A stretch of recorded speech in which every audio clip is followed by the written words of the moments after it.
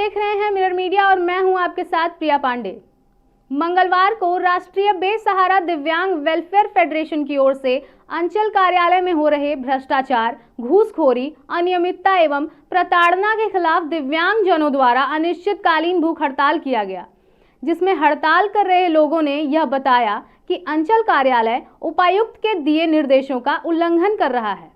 आइए आप भी सुनिए क्या कुछ कहना है वहां मौजूद दिव्यांग जनों का। प्रदर्शन में बैठे हुए 5 साल से हमने रास्ता का आवेदन दिया है। गैरआवाज जमीन और गैरैती जमीन में रास्ता रोका हुआ है, जिसमें नक्शा में रास्ता है, कोर्ट का ऑर्डर है, सब चीज़ है। पर सीओ साहब कभी भी आकर के मेरा प्रॉब्लम को नहीं देखे। ठीक है, चलने में फिरने में वहाँ यह दिक्कत होता है।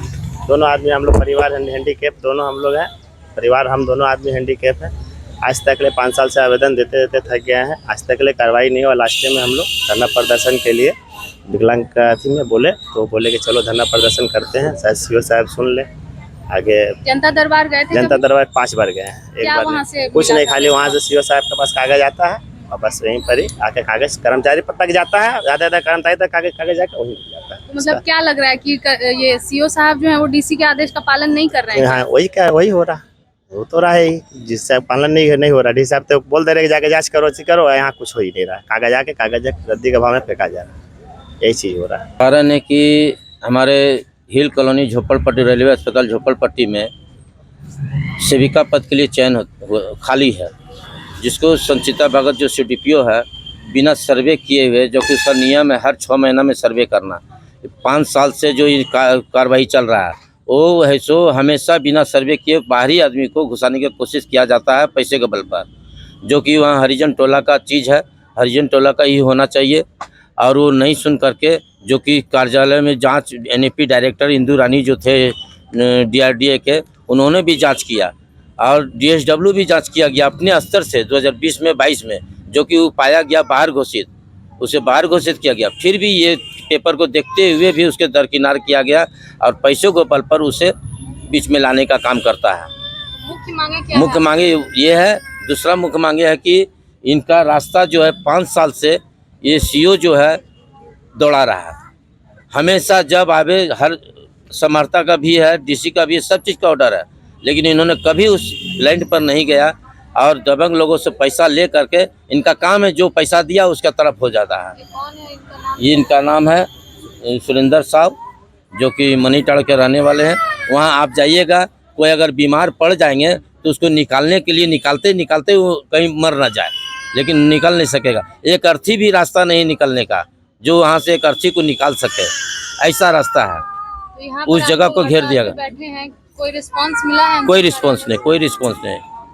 रिस्पांस नहीं। यहाँ तो CO 10 मिनट के लिए आया और किसी से बुलवा करके काहे यहाँ बैठने दिया, ऐसे बोल करके भाग गया। बात नहीं हो पाई? कोई बात नहीं, वो बात करने का शक्ति नहीं है उनको, न CDPO का शक्ति है, न इनको शक्ति है।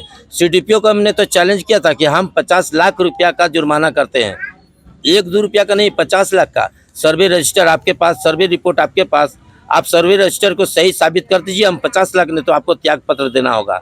चैलेंज उसने एक्सेप्ट नहीं किया, जान रहा है कि हम जाली हैं, गलत है, हम घूस लिए हैं, पैसा के बल पर काम कर रहे हैं। तो इस तरह से अंचल अधिकारी ने भी बात नहीं की आप लोगों से? नहीं चाहेंगे हम तो कहेंगे कि DC मैडम आएंगे, उनको सामने सब बैठेंगे, सारा पेपर दिखाएंगे। अगर हम 1% में 0.1% भी अगर गलत है तो हम उसका दायित्व रहेंगे, गुनाहगार कहलाएंगे। आप लोगों का ये जो प्रॉब्लम है इसको लेकर जनता दरबार में आप लोग नहीं गए? जनता दरबार में गए हैं, जनता दरबार में इतना बार गए हैं। जनता दरबार का जो है आपके द्वारा आपके सरकार जो लगता है, आपको मालूम होगा कि आपके दरबार के सरकार जब से लगा है उसका भी कॉपी मेरा पास है।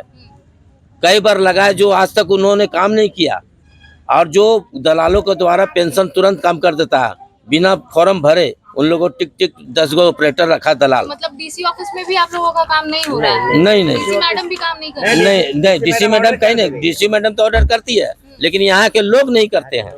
इसलिए DC मैडम से हम आग्रह करते हैं, अनुमोदन करते हैं कि आप एक बार हम लोगों के साथ बैठक करें, CO, BDO, CDPO और हमें आप बैठक कीजिए। राजेश जो SDO है वो भी गवाह है, वो भी जानते हैं।